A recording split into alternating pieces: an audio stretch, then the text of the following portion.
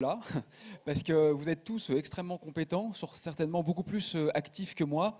Moi, je suis un débutant finalement dans cette cause, même si j'ai toujours voté écolo et j'ai toujours été intéressé par la question. Je n'ai aucun vrai passé ni d'acteur politique, ni de militant engagé. Donc j'ai joué avec plaisir et un peu étonnement ces dernières semaines le rôle de lanceur d'alerte auprès du grand public.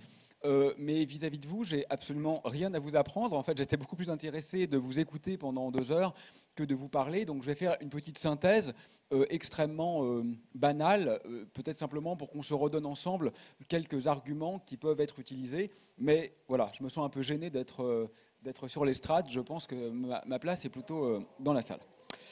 Donc, petit rappel de la situation que nous connaissons tous. Mais enfin, voilà, mettons les choses au clair, disons-le clairement. Et essayons d'être factuels.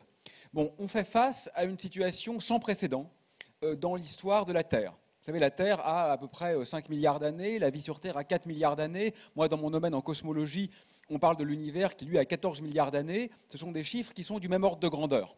À l'échelle de l'univers, la Terre est vieille. Et même par rapport à l'âge de l'univers, la vie est vieille. Donc c'est une très longue histoire, pleine de rebondissements, de subtilités, d'imprévus. Et nous sommes en train d'y mettre fin, ou au moins de l'infléchir, de l'appauvrir, de l'atrophier radicalement en un temps extrêmement bref. Donc c'est un phénomène auquel aucun autre vivant n'a dans cette ampleur et cette précipitation été, je crois, confronté dans toute l'histoire de notre planète. Donc c'est un peu contrariant quand même. Donc cet édifice qui s'est forgé petit à petit avec des bifurcations, des points de rebroussement, des situations particulièrement fragiles et fécondes, est menacé par l'un de ses acteurs, c'est-à-dire effectivement une espèce qui se trouve en l'occurrence être la nôtre. Alors pour résumer un peu la situation, je lisais récemment que 2 chercheurs au CNRS ont analysé 13 000 articles publiés dans les plus grandes revues de biologie de la conservation, impliquant plus de 100 000 scientifiques à travers le monde. Et les résultats est parfaitement clair, contrairement encore à ce qui est, pas ici, mais à l'échelle globale, une sorte de doxa. Il n'y a plus aucun doute possible. La vie est en train de se mourir sur Terre. Et c'est une nouvelle qui n'est pas tout à fait rassurante, puisqu'elle touche essentiellement toutes les branches du vivant. Les rapports du GIEC sur la biodiversité estime que les disparitions d'espèces ont été multipliées par 100 depuis le début du XXe siècle. Et en parallèle avec cette affolante diminution du vivant, on note une diminution draconienne des populations. Je pense que c'est important parce qu'on a tendance généralement à ne penser qu'en termes d'espèces quand il s'agit des animaux, alors qu'on pense bien sûr aussi en termes d'individus quand il s'agit des hommes. Alors je crois que c'est très bien de penser en termes d'individus quand il s'agit des humains, parce que c'est quand même ce qui compte, mais je crois que ce n'est pas bien d'oublier les individus dès qu'il s'agit des animaux. Et actuellement, on le voit, les disparitions d'espèces ne sont pas encore drastiques, parce que vous savez que pour qu'une espèce soit déclarée morte, il faut que tous les spécimens soient morts. Il ne faut même pas qu'il y ait un survivant dans un zoo. Donc ce n'est pas encore le bon indicateur. Le bon indicateur aujourd'hui, c'est les populations animales. Et on voit de façon totalement non contestable que les populations sont en train de s'effondrer. Chaque année, la surface des villes progresse dans le monde d'environ 400 millions de mètres carrés. À l'échelle planétaire, on pense que seul un quart des terres ont, à ce stade, échappé à des effets très substantiels de l'activité humaine. Et on pense qu'il en restera 10% dans 30 ans.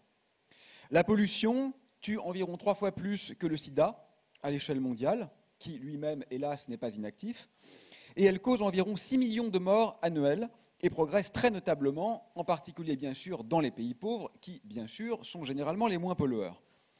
Une bonne partie de la grande barrière de corail est en train de s'étioler, ce qui constitue, on le sait, une sorte de symbole visible de l'effondrement de la biodiversité. Je fais exprès d'aller un peu tous azimuts comme ça, de mélanger les problèmes, parce qu'ils sont en réalité très interconnectés. Donc vous savez que les humains représentent environ 0,01% des créatures vivantes à la surface de la Terre, et on pense que depuis les débuts de la civilisation, ils sont à l'origine de 83% des morts, toutes espèces confondues.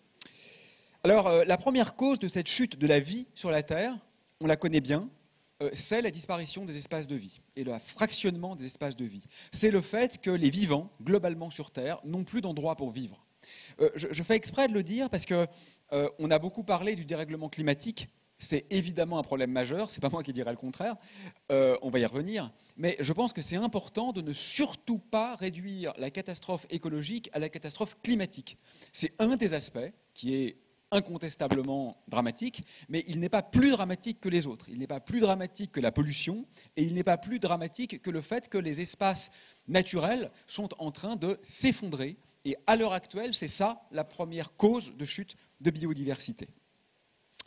Alors, pour ce qui est du réchauffement, puisqu'il faut quand même en parler un petit peu, ce n'est pas le cas dans cette salle. Moi, j'ai été invité à des congrès aux États-Unis il n'y a pas très longtemps, pas des congrès scientifiques, hein, rassurez-vous. Beaucoup de gens étaient climato-sceptiques. Ce n'étaient pas des paysans texans qui savaient à peine lire et écrire, hein. C'était des gens très éduqués, parfois des doyens d'université, qui pensaient absolument qu'il n'y avait aucun problème de réchauffement climatique. Donc, le chiffre à l'heure actuelle que nous donnent les études scientifiques, c'est que la probabilité que le réchauffement ne soit pas d'origine humaine, ne soit pas anthropique, est de 0,0005%. Voilà. Donc c'est quand même un pari qui me semble un peu gonflé. Alors, les études récentes montrent que la population humaine mondiale soumise à des canicules potentiellement mortelles de plus de 20 jours devrait s'élever à la fin du siècle à 74%. C'est un peu beaucoup. Là, on voit que récemment, par exemple, la sécheresse qu'il y a eu au Sahel est sans équivalent depuis 1600 ans. Les feux de forêt ont été multipliés par 4,5 aux États-Unis en l'espace de quelques années. Ce qui est assez intéressant d'ailleurs, c'est qu'aux États-Unis, on commence à voir des républicains qui s'engagent un peu dans la branche écologique simplement parce que les catastrophes coûtent trop cher.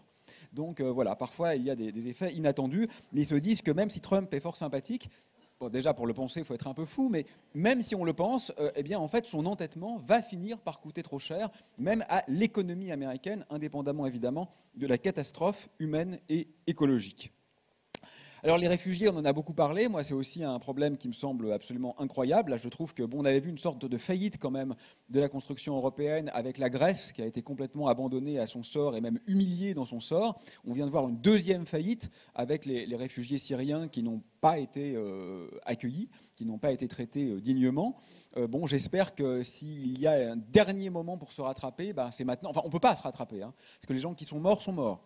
Donc, pour cela, on ne peut plus rien faire. Mais s'il y a encore un petit espoir, ben, c'est évidemment avec la question écologique qui, comme ça a été rappelé pendant tous les débats précédents, est absolument liée à la question sociale et économique, qu'on va peut-être pouvoir le faire. Donc, je crois que plus que jamais, l'idée que c'est maintenant ou que ça ne sera pas est évidemment en train de s'ancrer dans nos inconscients.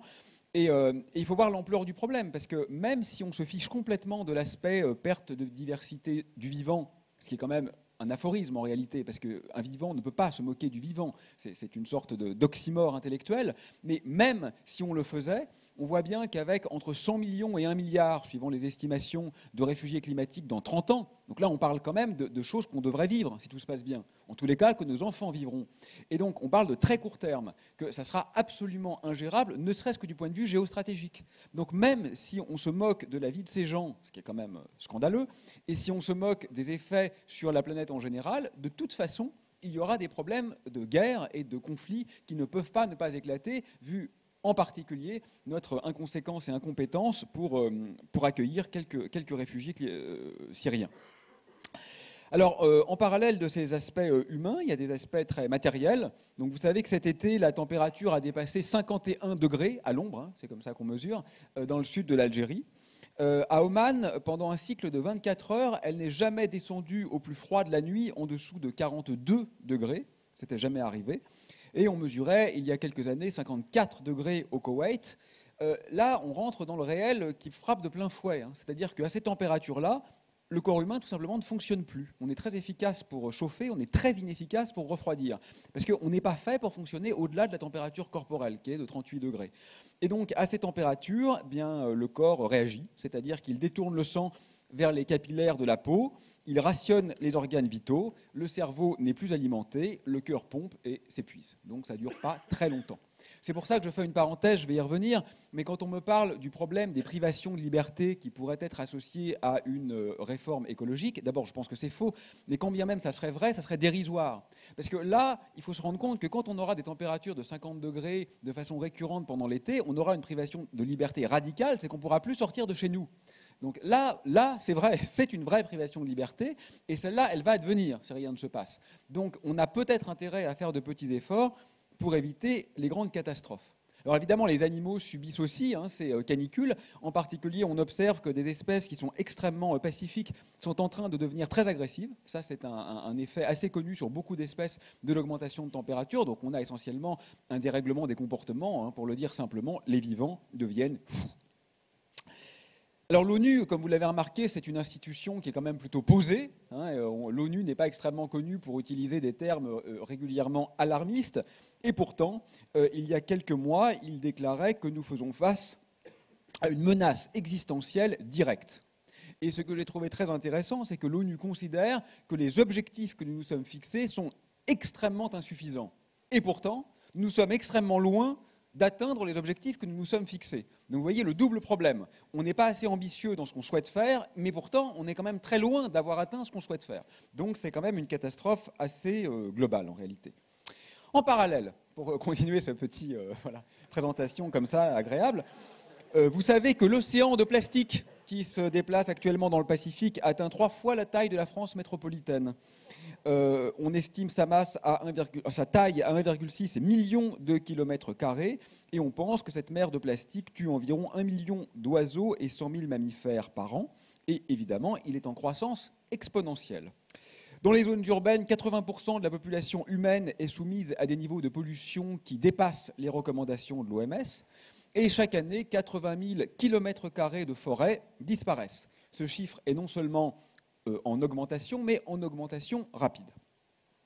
En France et dans le monde d'ailleurs, les émissions de CO2 sont reparties à la hausse en 2017, donc l'année qui vient de s'écouler a battu un nouveau record international, et la très timide, à mon sens, stratégie bas carbone que la France avait proposée en 2015 n'a, dès 2016, pas été respectée.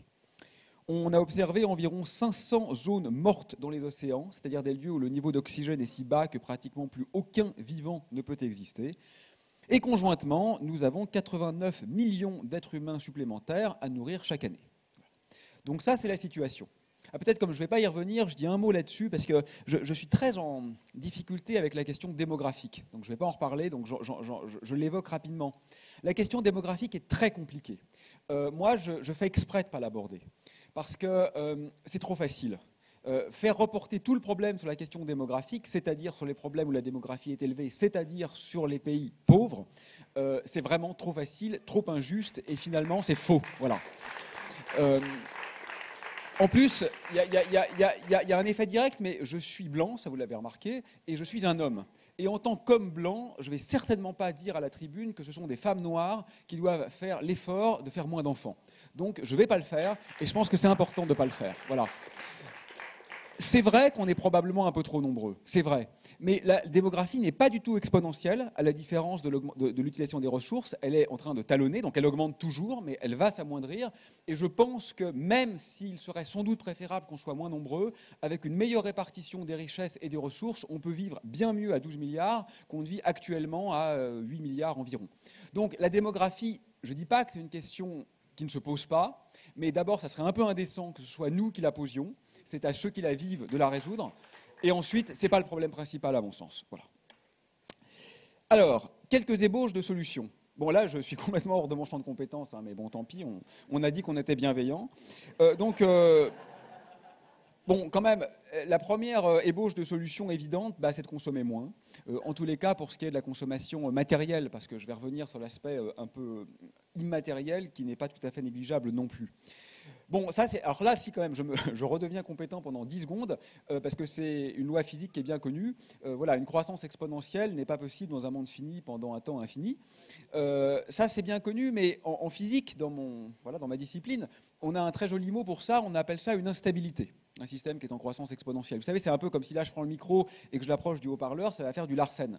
Donc le Larsen, c'est le système qui s'emballe, c'est une rétroaction positive. Plus le haut-parleur émet un son fort, plus il rentre fort dans le micro, qui lui-même va générer un son fort qui est amplifié. Et ce qui se passe à la fin, c'est qu'on casse le haut-parleur. Sauf s'il y a un limiteur quelque part. S'il n'y a pas de limiteur dans le système de sonorisation, on va casser le haut-parleur. Donc ces systèmes-là, on les connaît bien. Ce sont des systèmes qui sont en autodestruction. Et actuellement, on est en train de mettre le système planète Terre dans ce système d'autodestruction. Donc il est absolument certain qu'il faut faire quelque chose. Alors la question, évidemment, c'est de savoir quoi faire et comment le faire. Donc, je voudrais juste prendre un exemple parce que je l'aime bien et qui me tient à cœur.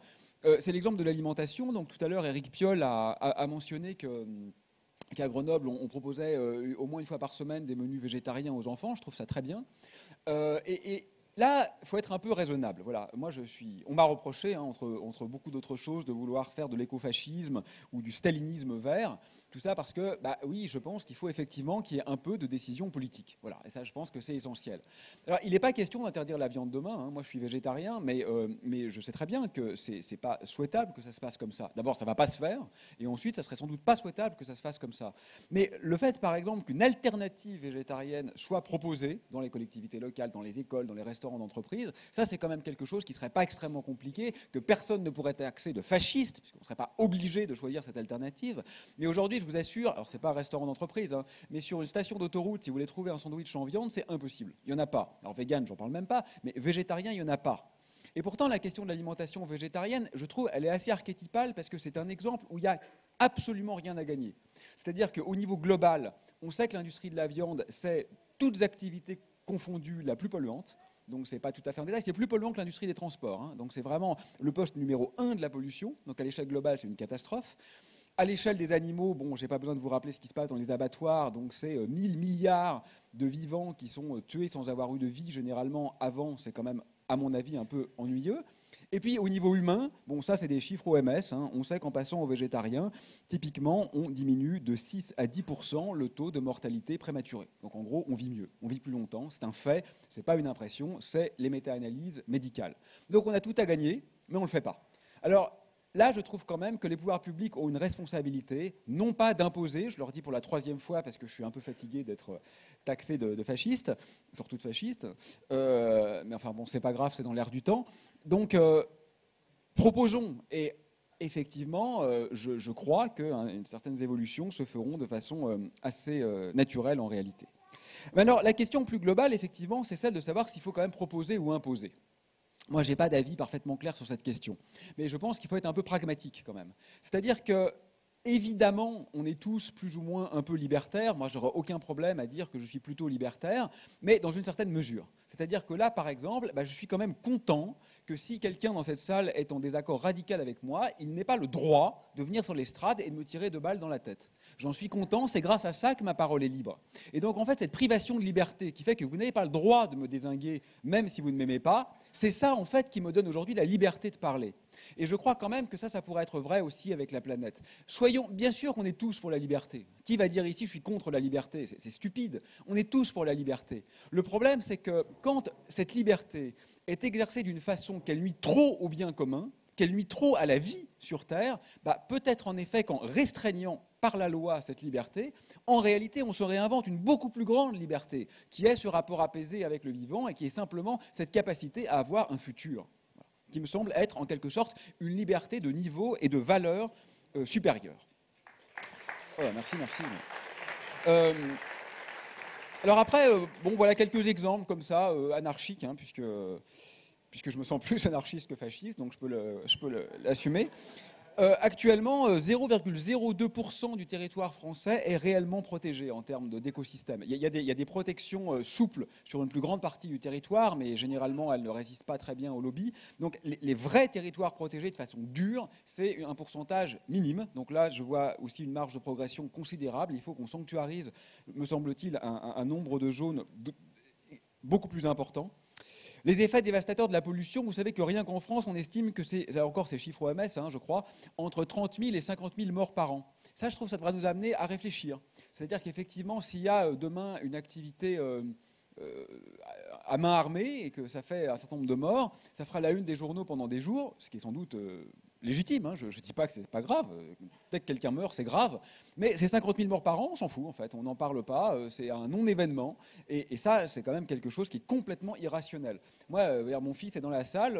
Franchement, qu'il meure d'une balle dans la tête ou d'un cancer, les deux me feront autant de peine. Hein. Je veux dire, ça change rien. Donc le problème, c'est la mort. Et là, on voit bien que dans la liste des priorités de ce qui font que nous allons mourir, la pollution, c'est une priorité. Donc ne pas la traiter, je pense, c'est une faute morale politique absolument considérable.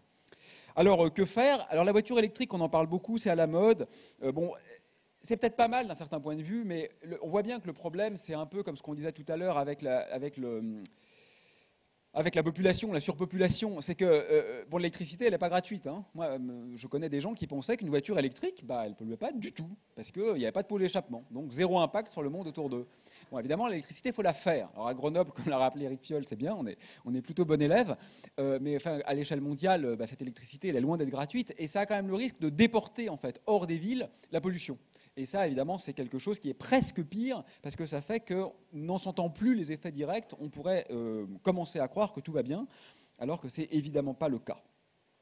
Bon, je pense que c'est important aussi au niveau, alors philosophique, c'est peut-être un trop grand mot, hein, mais au moins au niveau perceptif, perceptuel, intellectuel et même émotif, qu'on essaye de réenchanter aussi une certaine forme de localité.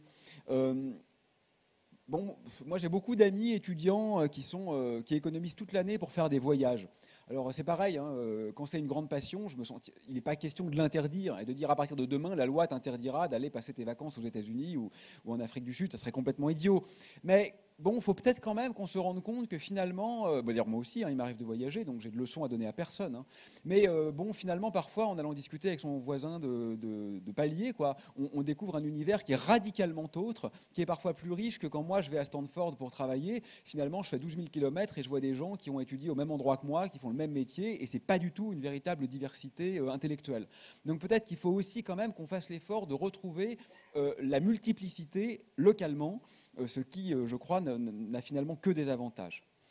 Alors concrètement, autre mesure pratique possible, là encore, et c'est ce que vous avez dit tout à l'heure, il y a un plafond de verre qu'on évoque souvent, et on a bien raison de le faire dans la promotion des femmes, etc., et il faut évidemment le déconstruire. Et il y a aussi un plafond de verre dans ce qu'on croit être simplement faisable. Le plastique, par exemple, bah voilà, ça c'est peut-être du plexi, je sais pas, on en est complètement entouré. On a l'impression qu'on ne peut pas faire sans. Bon, bah sachez que un des plus grands États de l'Inde, qui inclut la ville de Bombay, donc c'est pas tout à fait un détail, a interdit le plastique. Donc là, en ce moment, c'est à l'œuvre. Il n'y a plus de plastique, c'est fini. Donc ça peut se faire. C'est une question de volonté politique, de décision. Le Costa Rica va le faire dans quelques années, c'est déjà en cours. Donc il y a des pays qui sont eux aussi des pays en partie industrialisés, qui prennent des mesures absolument radicales et, me semble-t-il, pour le meilleur. Bon, de même avec les pesticides, hein, j'ai des exemples, je vais avancer un peu, mais on peut décider que certaines choses ne sont plus acceptables. C'est, là encore, une question politique. Alors, c'est très clair que tout ça est lié à la question économique. Bon, j'en reparlerai peut-être en conclusion, mais ce que je voudrais dire dès maintenant, c'est que moi, dans mon microcosme, donc chez les chercheurs, enfin j'essaye de sortir le plus possible du microcosme, mais on est toujours rattrapé quand même par son environnement proche. La créance avec laquelle je suis en désaccord, que j'entends le plus souvent, c'est quand même la croyance au miracle technologique. Il y a beaucoup de gens qui pensent que, bon, in fine, on trouvera la solution, parce qu'on l'a toujours fait, parce qu'on est tellement géniaux que quand même, ça va marcher. Et ça me semble doublement faux. D'abord, ça me semble faux parce que si on regarde l'état factuel des choses, ce n'est pas du tout le cas. C'est-à-dire qu'il n'y a aucun indice technologique réel qui laisse entrevoir que d'ici 30 ans, on va trouver des solutions miracles, non encore testées pour venir à bout des problèmes auxquels on fait face. Mais au-delà de ça, je trouve que c'est même un problème éthique, parce que quand bien même on trouvera une solution dans 30 ans ou 50 ans qui permettrait la survie de l'espèce humaine, ce qui est assez probable, hein, que l'espèce humaine survive, mais c'est quand même un peu passer à peu de frais les centaines de millions, peut-être milliards d'individus humains et milliards d'individus animaux qui seront morts dans cette affaire. Donc je comprends même pas la logique, à dire vrai, parce que la catastrophe est déjà en cours. C'est exactement comme si on nous disait bah, la Deuxième Guerre mondiale, aucune importance, puisque les humains ont survécu. Oui, l'humanité a survécu. Pour autant, ça a été un désastre absolument insoutenable. Et on est un peu, je trouve, dans cette situation où on se dit, bah, y a un désastre en cours, mais c'est pas grave, parce qu'on va peut-être survivre. Mais ça suffit pas de survivre, il faut vivre. Et ça, voilà, c'est un argument, je pense, qu'il faut contrer, en fait. Certains ont même parlé d'aller vivre sur Mars, hein, y compris des scientifiques très bons, hein, des gens que je connais. Mais c'est complètement dingue, ça. Parce que d'abord, on ne saura pas le faire. Et ensuite, je vous assure qu'on ne va pas emmener 10 milliards de personnes sur Mars. Hein. Donc si on en emmène, il y aura très très peu de happy few. Donc ce n'est pas une solution très souriante. Alors, bon, c'est vrai qu'il y a quelques solutions quand même relativement simples hein, sur le dérèglement climatique qui sont voilà, pas mal étudiées et même mises en œuvre ici. Bon, bien sûr, on le sait, hein, aller vers des énergies non carbonées, hydraulique, solaire, éolien, biogaz, biomasse, géothermie, etc. Bon, la France a pris quand même beaucoup de retard. Aujourd'hui, vous savez qu'à l'échelle mondiale, c'est le solaire. Hein. L'énergie la moins chère actuellement, c'est le solaire. C'est passé sous le nucléaire. Donc c'est un fait que l'énergie solaire va se développer. Ce n'est pas forcément un fait que c'est une bonne chose, parce qu'elle aussi, elle a ses contreparties. Mais il y a des choses qui sont en train de se passer pour lesquelles nous ne sommes pas quand même exactement en avance. Alors, il y a aussi des initiatives économiques comme le pacte finance-climat dont on m'a parlé, qui consiste à essayer en fait de proposer que la Banque européenne d'investissement devienne une banque de développement durable. Bon, moi, j'aime pas tellement le mot développement durable, hein, pour vous dire la vérité. Mais bon, c'est quand même des gens bien intentionnés. Hein. J'ai discuté avec eux. On peut dire que ça va pas assez loin, que c'est pas assez des constructeurs, etc. Mais enfin, l'idée quand même que les 1000 milliards que la BCE crée chaque année pour financer les banques soient plutôt utilisés pour financer la transition écologique, bon, à la base, ça serait quand même plutôt une bonne chose. Alors ça, c'est les solutions, je dirais, les rustines, quoi, pour moi. C'est les petites choses. Est-ce qu'on peut faire des plus grandes choses ? Bah, certainement, on peut, mais la question, c'est de savoir si on veut. Donc moi, effectivement, je crois que l'important, c'est vraiment, quand je disais qu'on fasse de l'écologie une priorité absolue, en y réfléchissant, je crois que ce que ça signifie, c'est qu'il faut qu'on libère nos élus, en fait. C'est-à-dire que la plupart des élus, enfin la quasi-totalité en fait, hein, sauf Éric Piolle, n'ont pas été élus sur un projet écolo en fait. Alors il y a quelques évidemment députés et sénateurs aussi qui ne comptent pas pour rien, mais loin de là. Mais et du coup, effectivement, moi après mes petits appels, donc je ne sais absolument pas pourquoi ils ont été entendus d'ailleurs, mais il y a des représentants politiques qui m'ont appelé. Et certains étaient clairement sincères, parce que de toute façon, ce n'était pas enregistré, je ne vous dirai pas leur nom, donc ils n'avaient rien à gagner à me dire des choses. Et en fait, je sentais qu'ils ne pouvaient rien faire, parce qu'en réalité, le peuple ne les suivait pas. C'est-à-dire que s'ils prenaient des mesures un peu, voilà, qui pouvaient nous enlever un tout petit peu de confort, bah, n'ayant pas été élus pour ça, ils ne se sentaient pas légitimes pour le faire. Donc là, je pense que le rôle qu'on a à jouer, c'est de dire n'importe quel élu qui ne fait pas de l'écologie sa priorité, on met le programme à la poubelle. C'est-à-dire, on ne le considère même pas. Parce qu'on ne peut pas ne pas mettre la vie en priorité numéro 1. Sauvegarder la vie, ça ne peut pas ne pas être notre priorité. Voilà, donc ça, je pense que... Alors, si l'élu est ouvertement écolo, c'est encore mieux. Mais s'il n'est pas ouvertement écolo, qu'il y ait au moins cette composante dans son programme, pour moi, qu'il soit en quelque sorte sine qua non. Voilà. S'il n'y a pas ça, il n'est juste pas sérieux. Alors le mot sérieux, moi j'adore, parce qu'effectivement, comme vous l'avez dit, je crois tout à l'heure, on a tellement eu longtemps l'image de doudingue que c'est quand même pas mal que le vent tourne un peu et qu'on leur rappelle que non, les doudingues, c'est quand même les gens qui pensent que gagner 0,5 points de croissance est la seule priorité légitime du devenir de l'humanité. C'est quand même eux les doudingues, quoi. Faut le dire. Alors, non, mais vous êtes gentil, mais je dis que des choses triviales, hein, applaudissez pas, parce qu'en fait, on est tous convaincus, donc j'ai même un peu honte. Voilà. Donc, alors, bon, je reviens un instant quand même sur cette question de mesures coercitives, parce qu'on m'a tellement attaqué là-dessus que je me suis rendu compte que c'était un sujet sensible. Le mot coercitif n'est pas beau, le mot liberticide n'est pas beau, mais il faut vraiment quand même qu'on y réfléchisse de près. Voilà. Quand même, j'ai l'impression que beaucoup de gens se sont créés un imaginaire dans lequel le monde actuel est un monde parfait. Et donc, en fait, ils croient être absolument libres.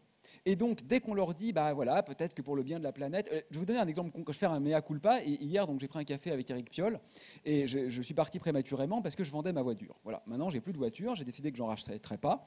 Et pour vous dire la vérité, c'était même une voiture qui était relativement polluante. Et ben, en fait, en y réfléchissant, je me dis aujourd'hui que j'aurais même pas dû pouvoir l'acheter en fait cette voiture parce que j'en avais pas besoin. Et je trouve que ça avait quelque chose de problématique. C'est-à-dire que moi, ça ne me gênerait pas qu'on me dise, écoute, tu en as les moyens, elle te plaît, ça t'amuse, bah oui, mais ça fait quand même trop de mal à la Terre, donc non. Et ça, c'est quelque chose qui est complètement inaudible aujourd'hui. C'est pouvoir s'acheter une grosse bagnole si on en a envie, c'est considéré comme une liberté fondamentale de l'être humain. Et en fait, donc, j'ai cédé à cette erreur. Donc là, je fais vraiment un mea culpa public. Mais en y réfléchissant, je me dis quand même que finalement, on me l'aurait interdit. J'aurais probablement utilisé mes sous pour faire quelque chose de plus utile à mes proches et à ma famille. Et ça aurait été pour le meilleur en réalité. Et donc, je crois quand même que se dire que des choses qui sont trop nocives au bien commun ne sont plus autorisées n'est pas en réalité liberticide. C'est une manière de s'assurer qu'un avenir est possible. Et c'est l'exemple que j'avais donné une fois. On n'a pas le droit de conduire en état d'ébriété. Bah, c'est une privation de liberté hein, pour l'ivrogne qui veut rentrer chez lui. Mais enfin, ça permet quand même au gamin qui va traverser la rue d'avoir la liberté de continuer à vivre, quoi. Et donc, je crois qu'au total, on y gagne. Voilà. Alors, il ne s'agit pas hein, de faire ça brutalement, etc. Il faut que les parlementaires en travaillent. Il faut que ça se fasse dans la douceur, mais un peu dans la vitesse quand même, parce qu'on n'a plus beaucoup de temps, quoi. Donc moi, je pense qu'il faut aussi, comme moi, je ne suis pas politique et que je ne vais pas me lancer en politique, on peut dire les choses clairement, mais les politiques qui étaient là aujourd'hui n'étaient pas du tout langue de bois, donc c'est génial, c'est que tout n'est pas compatible avec tout. Voilà. Donc ça, il faut quand même l'accepter. Il n'est pas question de revenir à l'âge de pierre, personne ne veut ça, mais en même temps, un développement effréné de la surconsommation matérielle et de l'accumulation des richesses par un petit nombre n'est pas compatible avec un avenir de tous, vivable et apaisé. Voilà. Donc ça, je pense que c'est une vérité factuelle. Ce qu'on en fait dépend de nous, mais la vérité elle-même, on ne peut quand même pas la remettre en cause. Alors pour plus ou moins terminer, moi je crois que quoi que finalement il faudrait aussi un peu revoir notre rapport à la nature. Alors nature, c'est un mot qui n'est pas à la mode. Moi, j'aime pas environnement. Je trouve beaucoup trop anthropocentré. Parce que environnement, c'est ce qu'il y a autour de nous. C'est encore vachement quand même. Voilà, je suis au centre et je regarde les petites plantes autour, quoi. Moi, j'aime bien le mot nature. Il est un peu très 18e siècle en fait. Et je pense qu'il faudrait qu'on repense la nature pour elle-même. On la pense trop par rapport à ce qu'elle nous rapporte. Par exemple, la chute de biodiversité entre nous. Certaines espèces pourraient avoir un effet très fort sur les humains si elles disparaissaient. D'autres non. Hein. Je pense, j'en sais rien, je dis au hasard, peut-être que si demain les scarabées disparaissent, ça n'aura aucun effet pour l'humanité. Mais oui, mais peut-être que oui, madame, mais je veux dire que même si ça n'en a pas, c'est grave quand même, parce qu'ils valent pour eux-mêmes, ces vivants. Et moi, j'aimerais qu'on arrive quand même à se dire que, bien sûr, il y a des interconnexions, hein, vous avez raison. Et donc, souvent, quand une espèce disparaît, d'ailleurs, c'est un fait scientifique connu, d'autres espèces disparaissent. Mais quand bien même ça ne serait pas le cas, bah, moi, je crois que chaque espèce et chaque vivant a sa valeur en tant que tel. Voilà. Alors, finalement, tout ça, ce que ça veut dire, c'est que enfin, le pari, finalement, qui sous-tend tout ça, c'est le pari de la vie. C'est-à-dire que, en fait, la décroissance, c'est un mot qui est un peu ambigu. Moi, je crois qu'en termes, effectivement, matériels, il faut qu'on décroisse. Oui, je pense que c'est une bonne chose. Mais le problème, c'est que le mot décroissance, il est associé intellectuellement à une sorte d'ascétisme triste, en réalité. Et effectivement, ce que déjà tout le monde a dit avant, hein, mais il faut le réenchanter. C'est-à-dire qu'il faut qu'on prenne conscience que dans cette forme d'attitude raisonnée, en fait, on n'y perd pas. On n'y perd pas parce que ce n'est qu'une décroissance peut-être qu'en termes de biens matériels, et encore, pas forcément tous, mais globalement, en termes humanistes, en termes animalistes, en termes féministes, enfin moi je pense qu'il y a quand même une connivence entre tous ces combats d'émancipation, on peut complètement y gagner. Donc ce n'est pas un retour en arrière. D'ailleurs, il ne faut pas que ce soit un retour en arrière, parce que moi j'ai étudié un peu ça en m'y intéressant. En fait, il n'y a jamais eu de temps béni où l'homme vivait en harmonie avec la nature. On voit bien que les chasseurs-cueilleurs, quand ils débarquaient quelque part, généralement ils décimaient toute la macrofaune. Donc l'idée quand même, c'est d'inventer un devenir radicalement autre. Bon, c'est dur, mais voilà, je pense que c'est là qu'il faut le faire. Et donc, pour en revenir à la question systémique, parce que moi, donc, je me suis rendu compte que certains trouvaient que ce que je disais était nul, parce que je n'étais pas assez ouvertement anticapitaliste, et donc je ne m'attaquais pas à la racine du problème.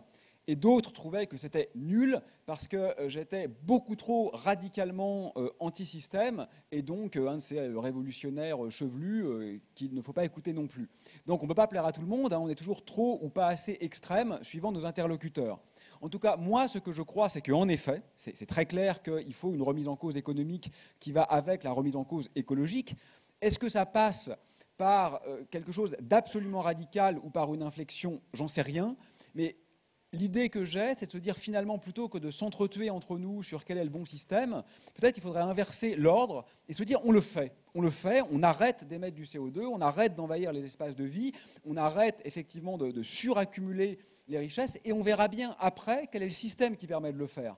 C'est-à-dire, essayons, alors je sais que c'est un peu facile de dire ça quand on n'a aucun pouvoir politique, si j'étais Premier ministre, mais je ne le serai pas, rassurons-nous, mais j'oserais jamais dire ça. Mais je pense que ça serait quand même pas mal, en l'occurrence, que l'action précède quelque part l'idéologie systémique. On le fait, puis on verra bien comment le faire. Si on ne le fait pas, on va crever. Donc on le fait, et puis le système permettant de le faire, quelque part, devrait, si tout se passe bien, émerger de lui-même.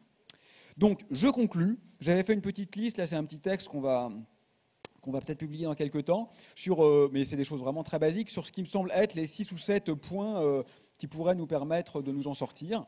Donc moi j'aimais bien dire que ça serait quand même pas mal de retrouver une certaine sacralité de l'autre, voilà, humain et non humain.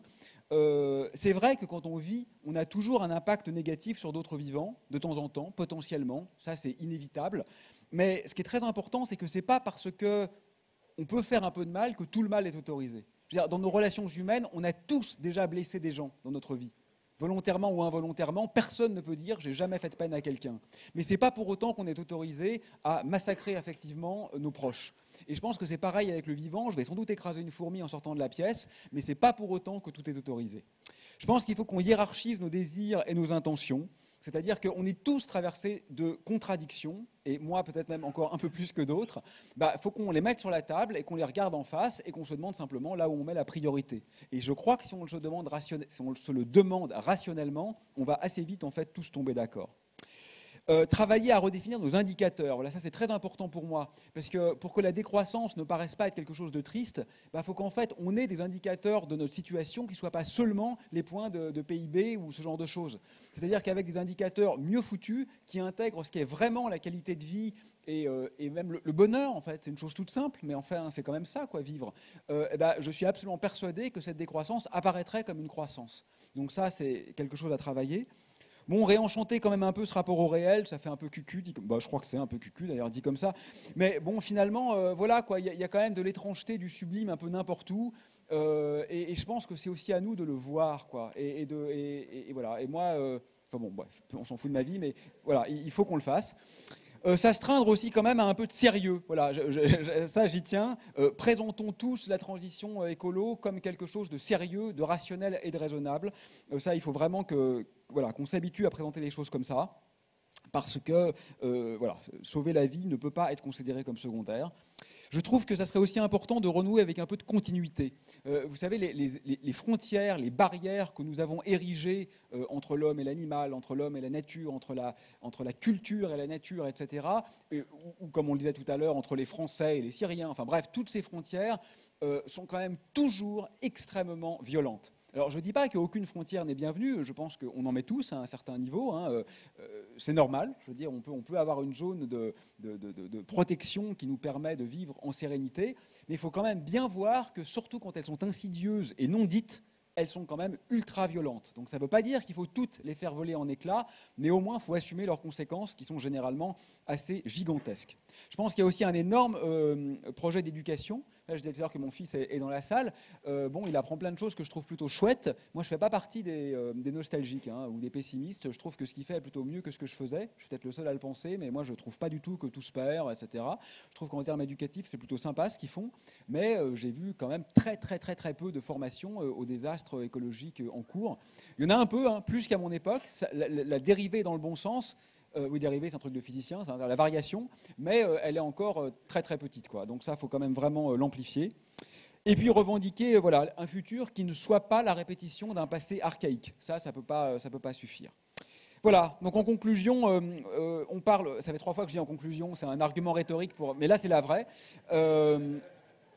Voilà, on parle parfois de fin du monde. Moi, on m'a dit 1000 fois ah mais c'est pas vrai, la Terre va continuer de tourner. Oui, merci, je suis astrophysicien, c'est peut-être le seul truc que je sais dans cette affaire. La Terre va continuer de tourner autour du Soleil, même si on produit du CO2. Toujours est-il que qu'est-ce qui fait la beauté du monde ? C'est pas une planète tellurique qui est un gros caillou, ça on s'en fout complètement. La beauté du monde, c'est la beauté de ceux qui existent dans ce monde. Et de ce point de vue-là, c'est pour moi pas du tout déraisonnable de parler d'une possible fin du monde. Merci. Tu restes là ou tu peux pas ?